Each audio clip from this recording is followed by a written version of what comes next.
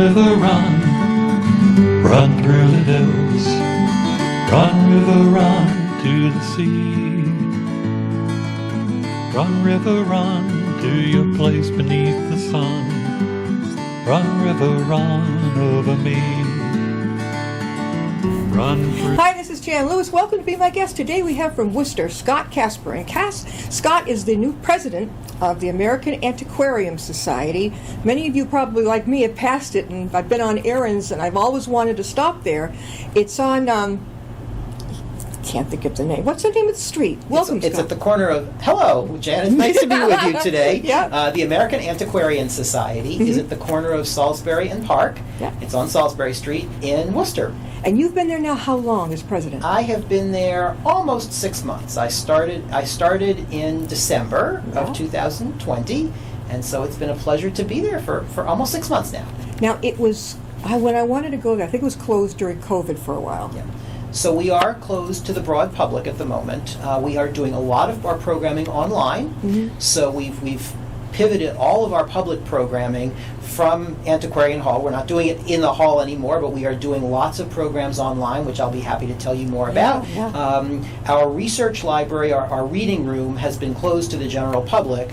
We have had some of our long-term research fellows there this year.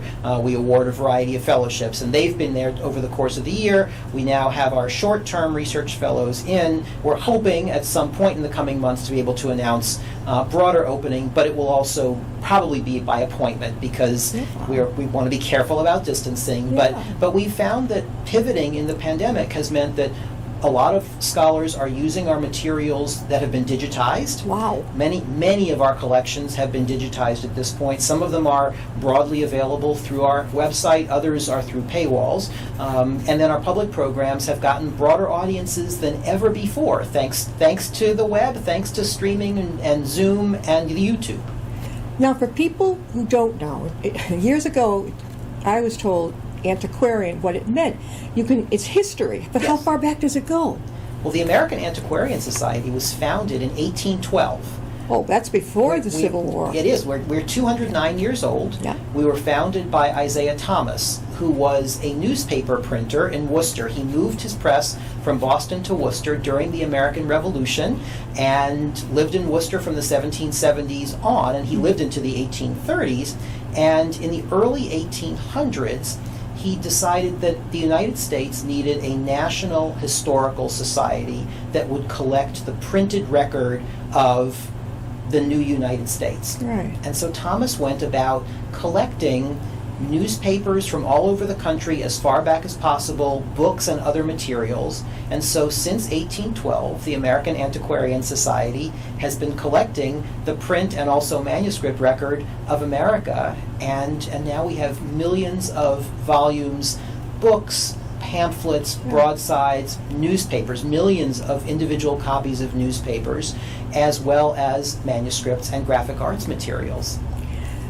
Scott, I think I had written to you, when I emailed you, I had mentioned, I've been meaning to do this, but I think that you can go into the Antiquarium Society and look up, like I want to look up, my great-great-grandfather who invented the Jocelyn rifle for the Civil War. The government was paying him. So they would have that info. He was from Worcester. Yeah, we do. Yeah. One of our major collections is in genealogy.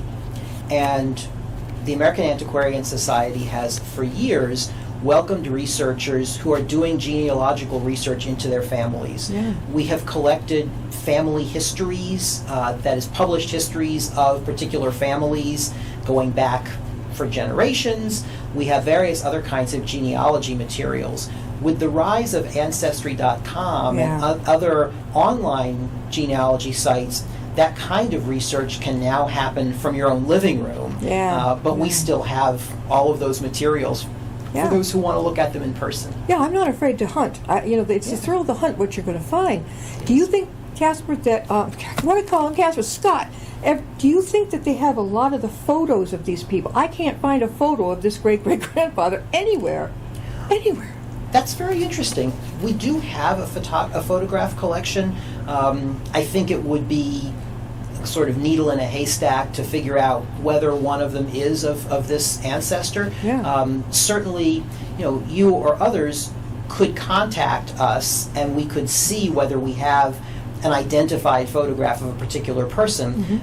Many of our graphic arts materials are also available digitally through our online catalog. Just go to AmericanAntiquarian.org. Yep.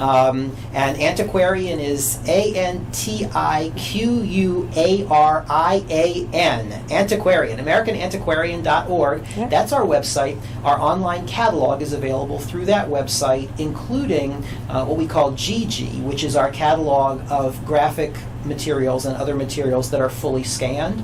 So some of the material may be there, but when in doubt, contact us and we'll ask. What's the phone number over there, Scott? Oh, the phone number is 508. Oh goodness. This isn't a test. Don't This worry is not about a test. 508-471-2161 is me. You can get me, that's right. and then I'll get you the right person. Then you'll get the right person. Yeah. It's probably smart. I like the idea of calling or emailing first with what your questions are, and then does it cost anybody anything to look into it? No, we don't charge for using our services. Yeah. We are a nonprofit, Yeah. and we are dependent on the generosity of people who support the American Antiquarian Society in all different ways. We apply for various grants for particular projects. So, for example, we had an exhibition last year based on the life of Paul Revere. Oh my God. Fabulous exhibition. Yeah. It opened at the New York Historical Society before COVID, and then of course COVID changed the plans quite a lot, but ended up showing parts of the exhibition at the Concord Museum and at the Worcester Art Museum, and that exhibition was funded primarily through grants from various foundations. So we apply for grants for projects, and we also depend on the philanthropy of people who support the work of telling the stories of the past. Philanthropy, I love it. I'm a philanthropist at heart. I know not many people understand it. They think, well, what are you getting out of it? I said, because it's fun. Because you can. If you can't donate money, you can give up yourself. Absolutely. You had mentioned fellows. Yes. Are they from the colleges, the young adults, the seniors?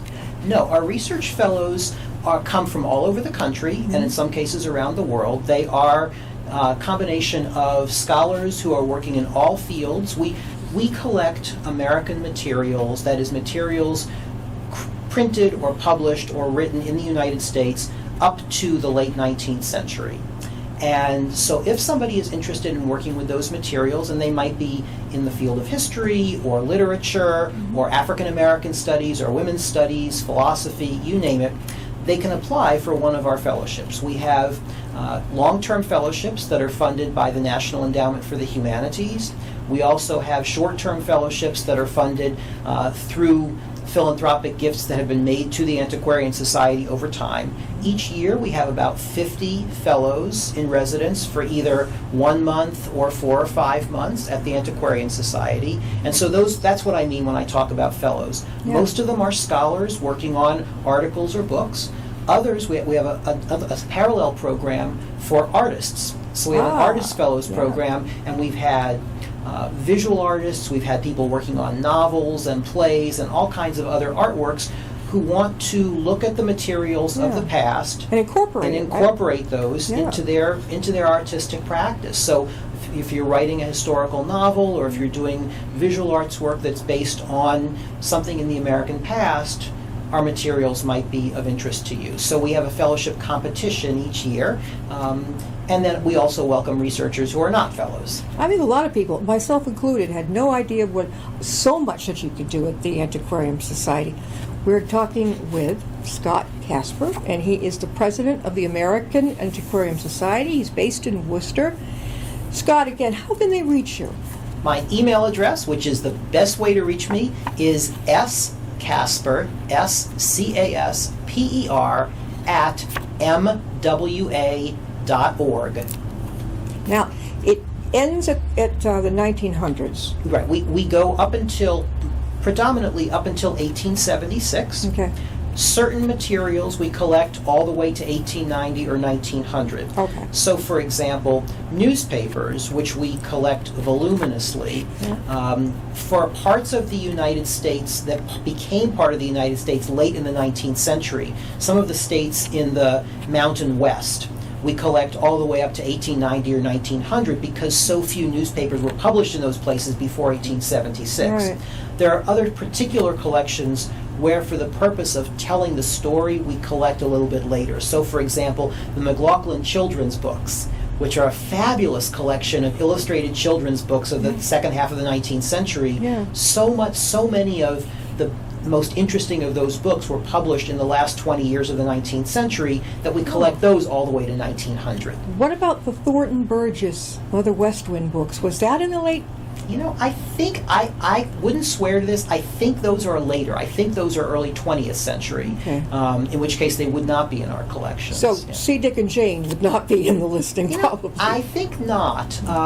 We certainly have an extraordinary collection of children's books, storybooks, school books, religious tracts, and other things. Yeah. We have a curator, Laura Wasowitz, specifically who curates our children's literature collection because it is such an important part of what we do. What scholars have found is that no matter what topic you're working on, there's children's literature that is relevant. Yeah. So scholars who are working, for example, on the history of slavery, or the history of costume in America, or the history of you name it, will find in children's books something that resonates. So the Boxcar Children, does that sound familiar? I know the Boxcar Children. I couldn't tell you whether they're Mom used to read that to me. 19th or 20th century. A lot of the things that we are most familiar with now Yeah. are probably more early to mid 20th century. Okay. But certainly a lot of the historical stories, the story of George Washington and the cherry tree, that's Parson Weems, that's early Yeah. 19th century. Yeah. A lot of the fairy tales, those are absolutely 19th century, and so you'll find Okay. those in the children's books. So, let's see, you go as far as 1900, right? Yes. Okay. I know my grandfather graduated from Clark in 1908, so he just missed you. But now tell us about where you came in from before you took this position. Well, I am a historian, Yeah. and I study 19th century United States history, and my most recent position before this one was at the University of Maryland, Baltimore County, UMBC, where I was the Dean of the College of Arts, Humanities, and Social Sciences, as well as a professor of history. I was there for 7 years. Before that, I was in Nevada, at the University of Nevada, Reno, Yeah. for 21 years as a history professor. And my first experience with the American Antiquarian Society was 30 years ago, in 1990, when I was a graduate student, and I got a fellowship there. So I was a researcher at the American Antiquarian Society, almost 31 years ago, and I've been connected to the place ever since. Did you know when you graduated high school what you were going to do? I have been hooked on American history since I was 5 years old. Really? I didn't know that American history would become my profession. Yeah. Who does? Yeah. But I was a history major in college. I've loved history ever since I was a very small child. Yeah. And then from college I went to graduate school in American Studies, studying American history and literature and other aspects of the American past. And that has been Where'd you go my to life. college? I went to Princeton. Whoa, that's a good one, to say the least. Yeah. So did you like it? Honestly, did you like going there? Sometimes I didn't. I got bored with the college I was in. Loved it. You did? I loved it. I had great experience there. Yeah. Wonderful courses in history and many other fields. Learned a lot about how to think through problems, not Yeah. just what to think, but how to think. Yeah. Was involved in a variety of activities. Loved it. Sounds like logical thinking. A lot of logical thinking, a lot of critical thinking about how to ask good questions about what you're reading, what you're looking at, in fields ranging from history to literature to art.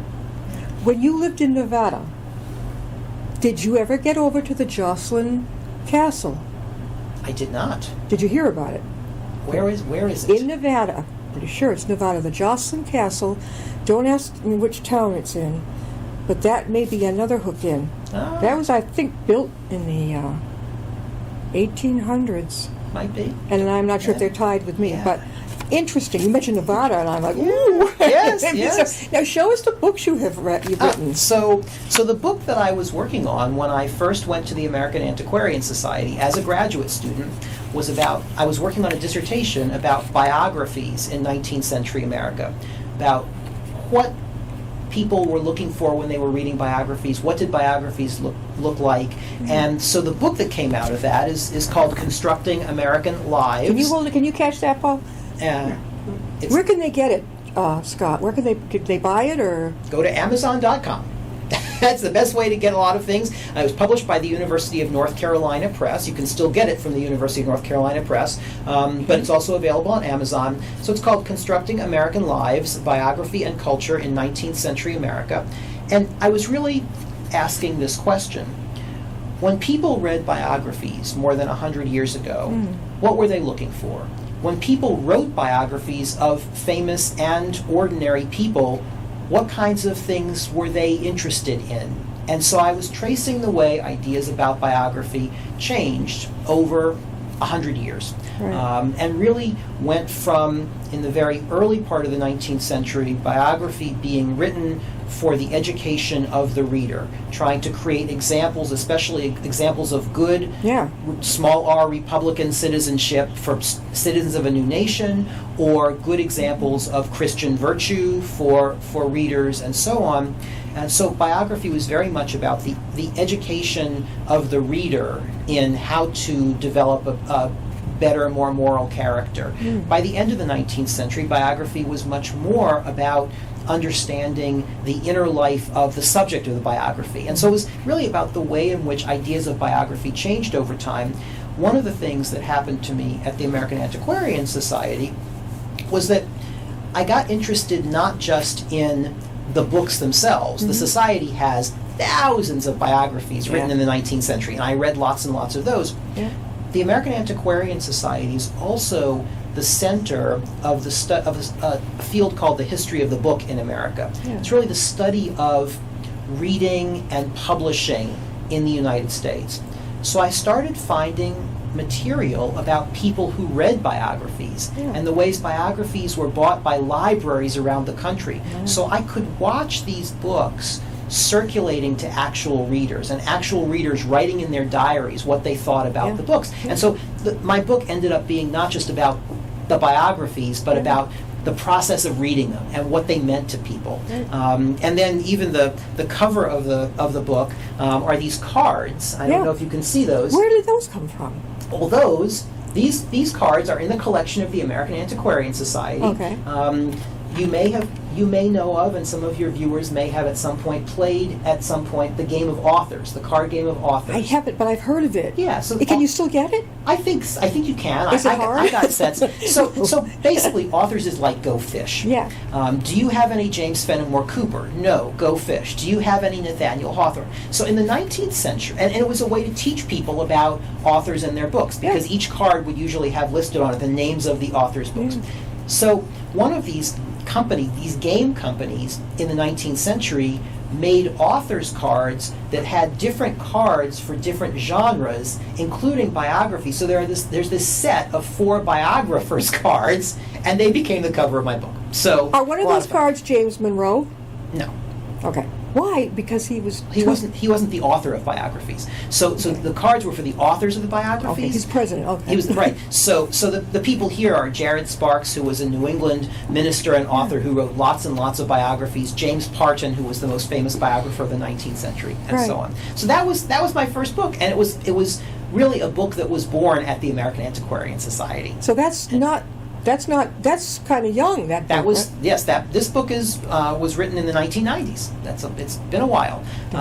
And then I moved. I went to Nevada to start my job there, and I finished this book, and I went on to work on another project, which ultimately became, after many twists and turns, the next one. the next book, which is called Sarah Johnson's Mount Vernon: The Forgotten History of an American Shrine. What was she? That's a great question. Who was Sarah Johnson?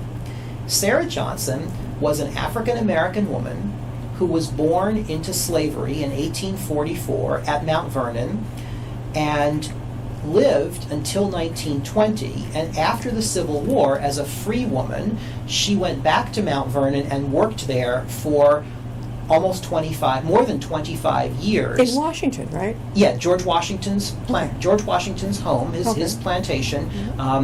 George Washington died in 1799. Okay. And the story we often hear about is how George Washington, in his will, freed his enslaved people. That didn't mean that slavery ended at Mount Vernon, because George Washington left his land, his property, to his much of his property, 4,000 of his acres, to his nephew Bushrod Washington, who was a justice of the Supreme Court. When Bushrod Washington came to Mount Vernon, he brought enslaved people of his own to Mount Vernon, and then his nephew, who inherited Mount Vernon from him, did the same. So Sarah Johnson was an enslaved child who belonged to the great-grandnephew of George Washington, and was at Mount Vernon basically for almost 50 years in slavery and freedom. So the story of Sarah Johnson's Mount Vernon becomes a way to tell the story of Mount Vernon in the century after George Washington died, from the perspective of the African Americans who were enslaved and then later employed there. And it turns out that African Americans were the first generation of paid employees at an American Historic House Museum. And that's really the story of how this African American community lived at a place that was America's most famous historic house. How did you get interested in that particular one? This was a real surprise. It was not a book I ever expected to write, because nobody had ever heard of Sarah Johnson. No, I have to admit I hadn't. So it started, as many of my projects do, at the American Antiquarian Society when I thought I was working on something else. Are you a multitasker? I am. And, so am I. and the way historical research often works is that you think you're working on one thing, but you follow the evidence. And the evidence might lead you to a story that you didn't expect to tell. So I was looking at material about American presidents' families in the 19th century. Coming off of the biography book, I was interested in the ways in which presidents' families were or were not depicted in biographies. And so I was doing research on what did people know about first ladies or presidential children before there was radio or television. And that led me to find dozens of writers who went to Mount Vernon, ordinary people who went to Mount Vernon and wrote about it in their diaries and wrote about it in their letters. And I started collecting those, taking notes on those, and a lot of those people referred to seeing African Americans there, whether they were enslaved before the Civil War or free after the Civil War. And that got me wondering about who these African Americans were, because I knew they hadn't been George Washington's enslaved people, and they hadn't been Martha Washington's enslaved people, because those enslaved people were inherited by Martha's grandchildren who didn't live at Mount Vernon. So who were these people? And I started doing other kinds of research in the U.S. Census and elsewhere, and that ultimately led me to Mount Vernon itself. I did most of my research for this project at Mount Vernon and in the county courthouse libraries in Fairfax County, Virginia, and other Virginia counties. Were you living down there at that time, Scott, or did you have to travel? I was living in Nevada. And you went from Nevada? I would come back and forth every time I had a school vacation from Nevada. I would come back and do my research. That's a long hike on the plane. I spent a lot of time in the air. Did a lot of research at and around Mount Vernon in order to piece together the story. Because to create a story like this, you're piecing together fragments that appear in lots of documents that were not written by these African American individuals themselves. I found almost no materials that were written by them, but so much written about them. So, for example, the Washingtons who owned Mount Vernon up until the Civil War, and then the Mount Vernon Ladies Association, which bought Mount Vernon in 1860 and owns it and operates it to this day, have voluminous archival materials. And I went through all of those materials looking for letters in which people referred to particular enslaved people or employees, and put all of that together. Thank goodness for Ancestry.com, which I mentioned earlier, because Ancestry.com allows you to trace family stories. And so I was able to find a lot of people through the censuses and through other materials In county courthouse records, you find, for example, that Sarah Johnson, who was born as an enslaved girl in 1844 at Mount Vernon, in the late 1880s, she purchased 4 acres of land near Mount Vernon that had once belonged to George Washington. Now, how did she have the money to do that? She had been saving her earnings from Mount Vernon. So she went back after the Civil War as a paid employee of the Mount Vernon Ladies Association. And when she started in 1865 working as a paid employee, she made $7 a month. Oh. But in her words, and this is one of the rare instances where you hear somebody's own words, a writer came through after the Civil War to Mount Vernon and was writing, a northern writer writing about the defeated South. Came to Mount Vernon, interviewed a young woman whom he described as 20 years old, with a young son who was 4 years old, and he interviewed her. He never mentioned her name, but she told him that I make $7 a month now, and that's a heap better than no wages at all. And it turns out, when you put the pieces together, that was Sarah.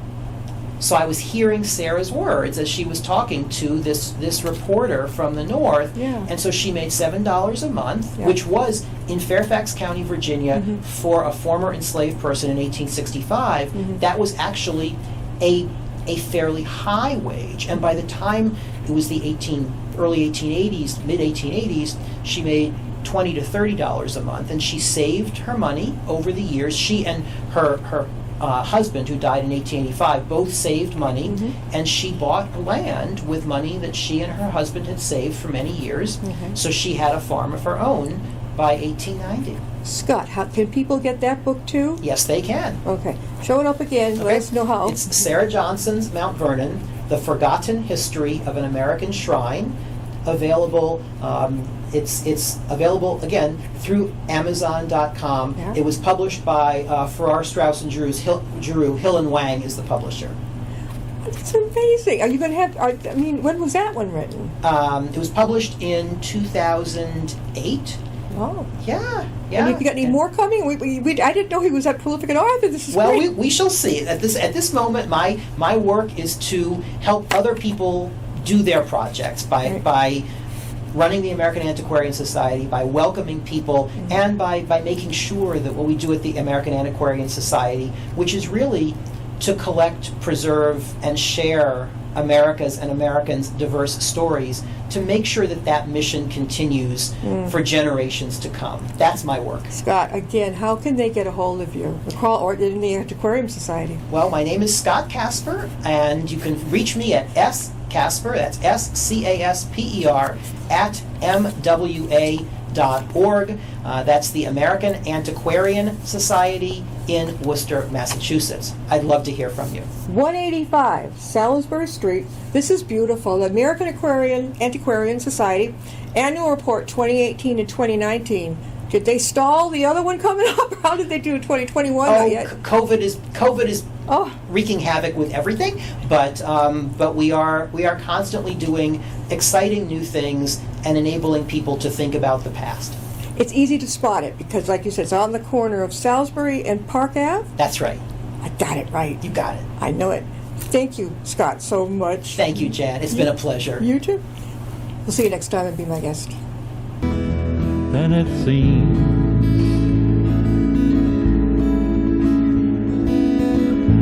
moving through the cloudless sky, heading out toward the moon. I am dancing to the lunar tune.